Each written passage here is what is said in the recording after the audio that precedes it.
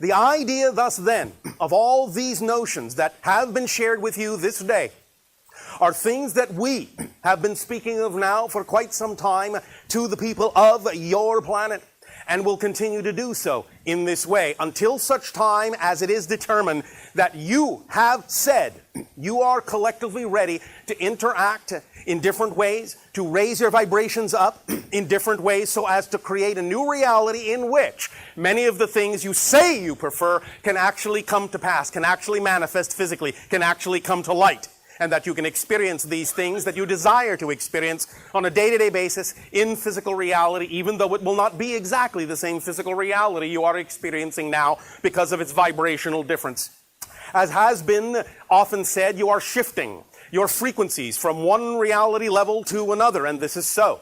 But you are always shifting. You are shifting now. It is a natural thing that you do. You don't have to wait to shift. You've been shifting. You've been shifting all your lives. This is the way motion is created. This is what happens when you create the illusion of movement. The only way to create the illusion of movement is to actually shift from parallel reality to parallel reality that's slightly different than the reality you were in before. So you're shifting now, you're shifting now, you're shifting now, you're shifting now, you're shifting now. Through constantly shifting parallel realities. The idea is that you don't notice this so much because each new reality you shift to is very similar to the one you were existing in before. The idea of noticing the change is to create there to be a bigger difference between the parallel reality you shift to and the one that you were in before. That's when you know you're shifting. That's when you reveal to yourselves that you're always constantly shifting, and that learning to shift is not something you have to do. You do it automatically. You do it by your own second nature. It is natural to you to shift. This is the nature of how reality works. This is the nature of how change exists. So the question is not, can you shift? The question is, what will you shift to? And how different will you allow the shift to be based on your definitions and your belief systems of what you believe is possible for you? And this is why it is of paramount importance, as has been said this day, for you to really focus on the idea of the frequency, the vibrational frequency, the state of being that you prefer your reality to be, and thus then understand, based on what we have just said about shifting to parallel Earth realities, that when you change the vibration of your being, it's not that you change the world.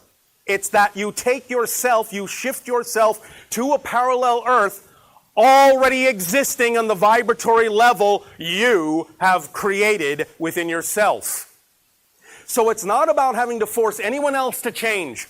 It's only about you changing and taking yourself to whatever reality, whatever parallel Earth is representative of the vibrational frequency you have created within your own state of being. And thus then find yourself surrounded by other beings who already populate that world, but are already more representative of the vibrational frequency you have created yourself to shift to. Is this making some sense to you? All right. The idea here, again, is that this is simple physics. As many of your scientists are beginning to realize, everything exists all at once, all now, in a sense, all here. But you create the illusion of separation by creating differences in vibrational frequency.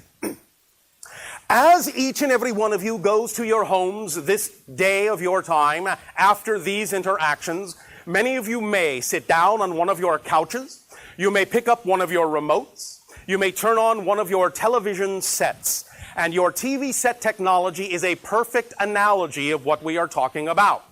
The idea is that you know that at any given moment, there are any number of dozens of television programs that are available to you at that moment that all coexist simultaneously. But you will only get the program that you tune your channel to. This is exactly how physical reality is holographically structured. Whatever vibrational realm you exist on, whatever state of vibrational being you choose to be, is the reality you get. What you put out is what you get back. Simple physics. For every action, there is an equal and opposite reaction. Simple physics. That's all this is. It's about creating the appropriate state that you prefer in your own being, and allowing reality, in a sense, to reflect back to you the shift you have made in yourself. But you must understand that the opposite is also true. You cannot perceive what you are not the vibration of.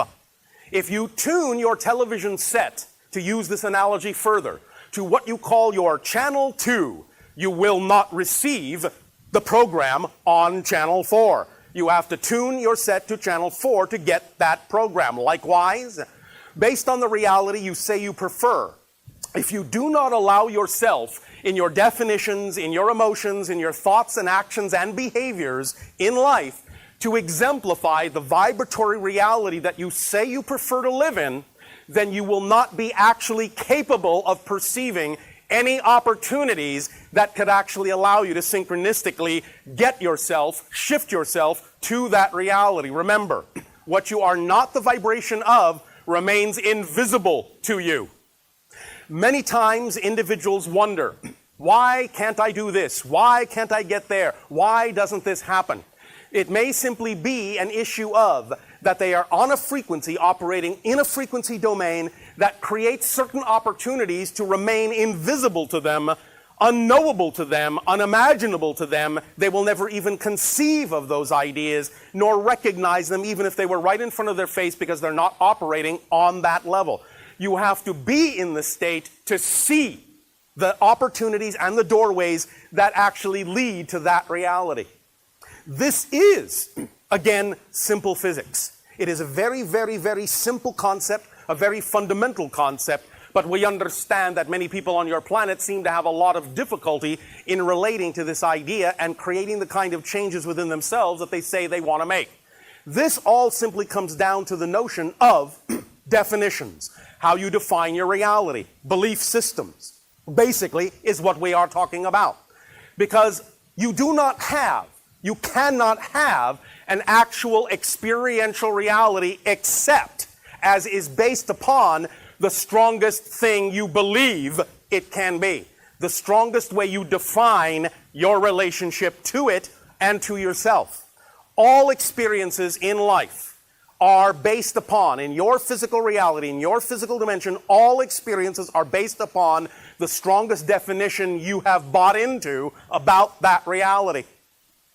There have been many, many discussions about the different kinds of realities that your probable futures may hold. And I say this, as has been said, they are simply probable futures. Nothing is set in stone, nothing is chiseled in steel. You have the wherewithal to understand that these are simply a function of the probabilities, that there is no the future. There are many, many, many possible futures. The idea, as we have just explained it, is whatever vibratory realm you exist in, whatever state of being you decide is true for you, will be, generally speaking, the future, so to speak, you will experience. And even if there are other people who think completely oppositely, who believe completely opposite of you, they will have their reality experience as well. The idea, again, is that you don't have to change your world.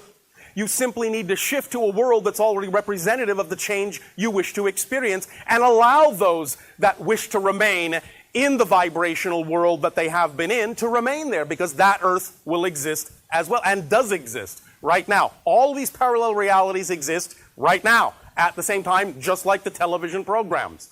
So, to further stretch the analogy, what this all comes down to by using the analogy of your TV program is to understand it all comes down to transformational vibration, TV. All right? That's what you're dealing with. Transformational vibrations. TV. You decide what TV show you're going to experience. But you have to tune to that channel or you will not be capable of seeing that particular TV show you say you desire to see. Does this make sense? All right. Simple physics. That's all this is. Nothing has to be complicated about this unless, of course, you prefer it to be difficult and complicated, because I will never take that away from you if that's what you want to do. It is up to you to experience the idea of difficulty if you wish to, because that's a valid choice within creation. The idea, however, is you can understand that you don't have to invalidate difficulty as a choice in order to prefer the idea of smooth and easy transitions. Now, we are not saying you will not have challenges, but we are talking about the idea that those challenges can always be met from a positive and constructive vibrational state, and if they are met from that state, then any circumstance and any situation that occurs in your physical reality will always only result ultimately in a positive and constructive effect in your life.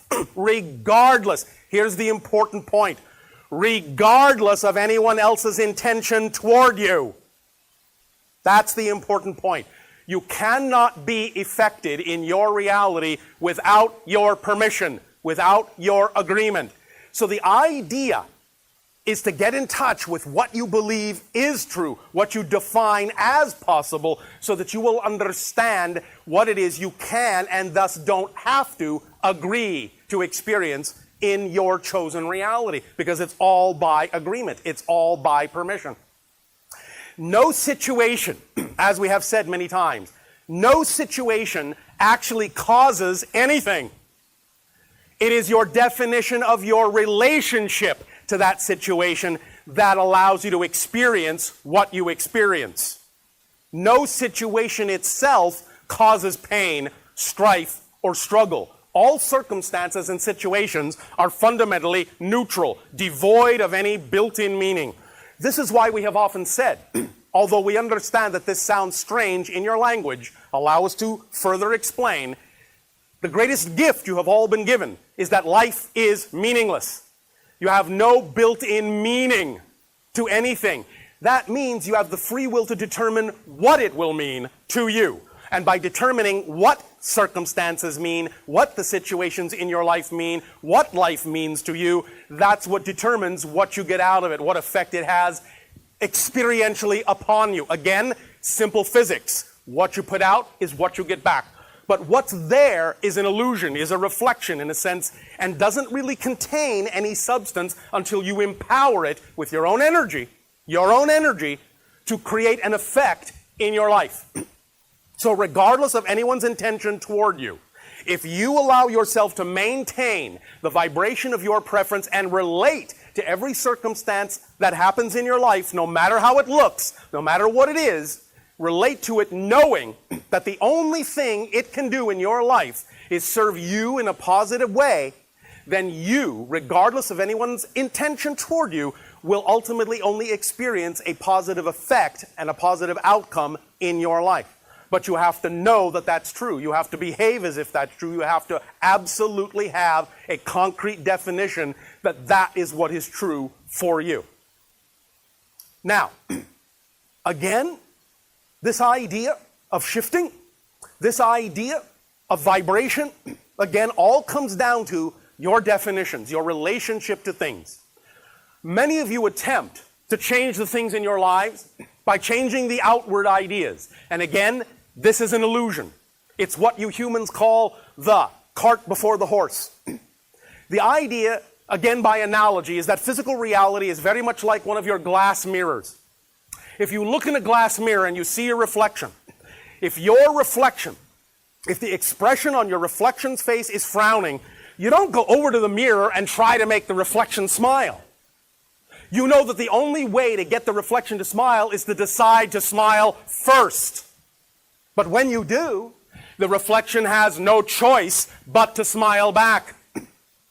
Now we understand that physical reality has a kind of density to it, may have a little bit of a space-time lag to it, so that things don't always necessarily instantaneously change to the reflection of the change within you.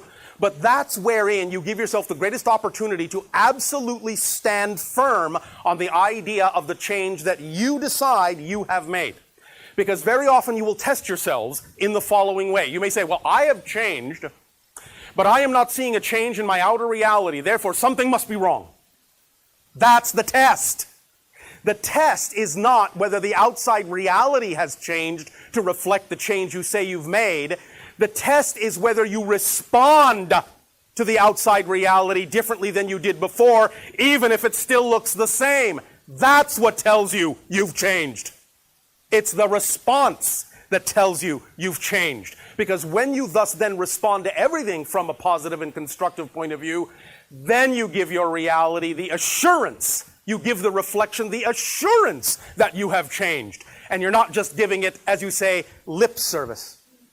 Because when you base the idea of what happens in your outer reality to determine whether or not you have changed, you're giving your power away to the illusion, instead of simply knowing that you have changed and behaving like you know it.